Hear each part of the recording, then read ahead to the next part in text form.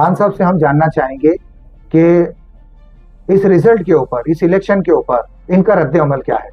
खान साहब क्या कहेंगे इस इलेक्शन के बारे में? देखिए, जिस तरीके से बीजेपी चुन के आई है, बीजेपी का मेयर बनने जा रहा है, उसमें पूरा सहयोग जो है ना कांग्रेस का है। वो इसलिए सहयोग है कि कांग्रेस ने जिस तरीके से 62 सीटें वंचित को दी, 152 सीटों पर लड़ी और 24 सीटें जीत कर आई। वो 62 सीट की जो वंचित को दी, 62 सीटों के बाद वो गिनती शुरू होती है बीजेपी और शिंदे गुट की।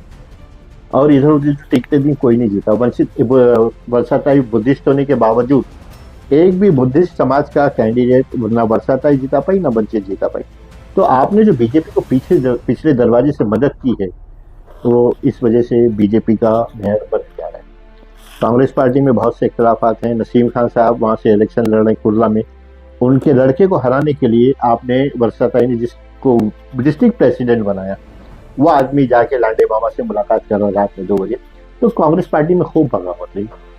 जो भी रिजल्ट है सबके सामने है। खान साहब, मुझे एक चीज़ बताइए कि मैं भी इस शोबे से जुड़ा हुआ हूँ, इलेक्शन वगैरह से देखा हूँ, तो क्या वाकई डेवलपमेंट के साथ चली हुई है महायुति के साथ यहाँ की पब्लिक? सवाल ही नहीं होता। यहाँ देखिए ना, हमारे इलाकों में पार्किंग का इतना बड़ा मसला है। हम कीड़े मकड़ों की तरह अपनी जिंदगी गुजार रहे हैं। अगर किसी सीनियर सिटीजन को हॉस्पिटल पहुंचाना हो तो उसको कंधे पे लाद कर नाके पर पहुंचाना पड़ता है।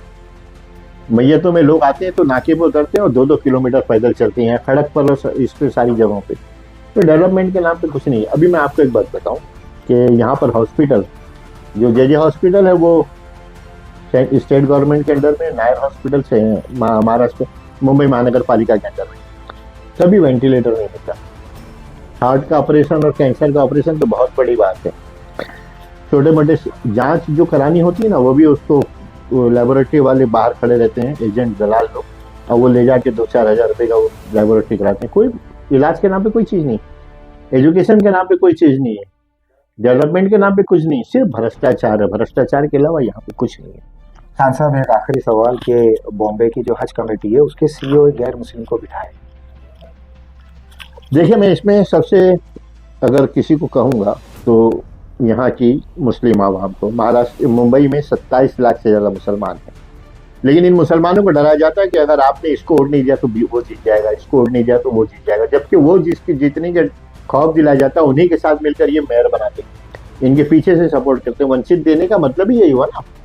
तो आप ये देखिए कि हम अगर अपना नुमाइंदा, अभी देखिए यहाँ पर आफरीन जावेद शेख ने जो इलेक्शन लड़ा, 10 दिन के अंदर उसने 4000 वोट लिए, और कांग्रेस का जो नुमाइंदा जीता वो मुस्लिम वोटों पे जीता। उनको ये डराया गया कि अगर इनको वोट नहीं दिया तो उनका जीत जाएगा। आप 2000 वोट इनको दे देते और तो आपका अपना नुमाइंदा होता। आज जो सारी चीजें हमारी हो रही है, परेशानी की बातें हो रही, हमारे पास मुस्लिम नुमाइंदे की नहीं है। कांग्रेस जो है वो कभी मुस्लिम इश्यूज पे बात नहीं करती। उसको ये डर खौफ रहता है कि हमारा हिंदू वोट चला जाएगा, जबकि हिंदू वोट के नाम पर उनके पास कुछ नहीं है। खान साहब, पॉलिटिक्स में आपके जो एनालिसिस है, जो आपकी पेशन गोई है, इसके बारे में आप हमारे चैनल से आम आदमी को क्या मैसेज देना चाहेंगे? देखिए, एक मुद्दा है हज हाउस का, है ना। वहां पर हिंदुस्तान की तारीख में पहली मर्तबा यहाँ पे किसी गैर मुस्लिम सीईओ को बैठाया गया। इसकी आवाज कौन उठाएगा? बीजेपी उठाएगी क्या? बीजेपी को तो ले आया है, और बीजेपी को लाया कांग्रेस ने। कांग्रेस उठाएगी क्या? नहीं उठाएगी। हमारे पास जो है ना, अबू आसिम की सूरत में और मुस्लिम नुमाइंदों की सूरत में 2-4 बड़े बड़े लीडर थे। वो धीमे धीमे इनकी साजिशों के तहत खत्म होते जा रहे हैं। देखिए, कांग्रेस ने जो साजिश की पर्दे के पीछे की, समाजवादी में जो इख्तलाफात हुए सबके सामने आए।